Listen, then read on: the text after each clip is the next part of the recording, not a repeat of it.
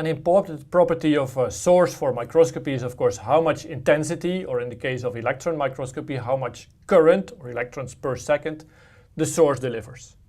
However, the bare intensity or current is not the only key parameter. What also matters is how much current is directed in a certain direction. And to illustrate why this is important, we can think about regular light sources as we have them in our house or in our phone.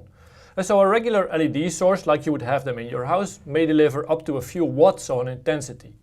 However, that intensity is directed in all directions. So if I have my hand close to the light source, there's a high intensity locally on my hand, but if I move further away, much of the light spread out and the intensity locally on my hand becomes weaker and weaker.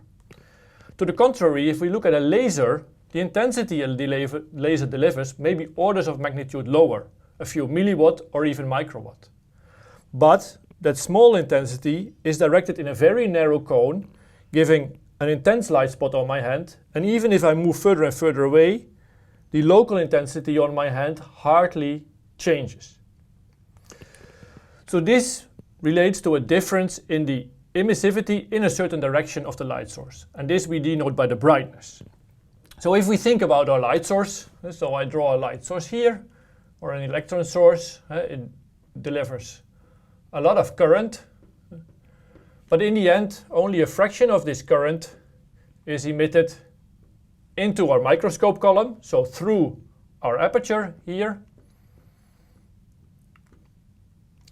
And what matters is of course how much current is passed through this area. And so we can denote the brightness as the amount of current that goes through a certain area here, the area A, but also the angular spread of this current is important. So if we would look here in a situation where the electrons would be emitted in these directions, there would be a lower brightness compared to a situation where the angular spread would be smaller. Now we have to look at this in 3D, and how we denote this in 3D is by the solid angle, and the solid angle we denote by omega. So if we look at a solid angle, it's a 3D distribution that takes into account the full cone that we have here. So here in 3D, this would be the solid angle omega. Now in practice, the current distribution over this surface may not be homogeneous. And so then we would have to integrate and we would define this all with differentials.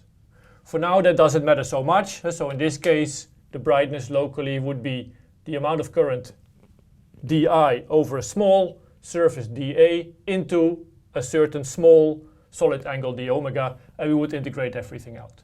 Practically, we could calculate it by just taking the current over a surface into a certain solid angle. Now if we look at an electron microscopy column, the definition that we have here may depend on the speed at which the electrons travel. The speed of the electrons will change the angle under which the beam is propagating. So say we have a beam propagating under an angle alpha here, so a two-dimensional alpha, we would accelerate the electrons, meaning the velocity in the forward direction would increase. That would change the angular propagation to a new angle, and that would then also lead to a lower solid angle, in this case here. So the brightness as we defined it here will change upon acceleration of the electrons.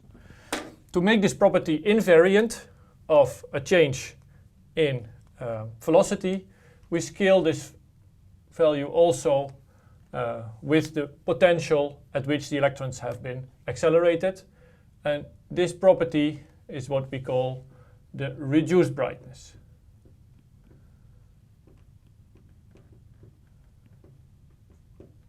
The importance of the reduced brightness is that it's a conserved quantity throughout an electron microscopy column.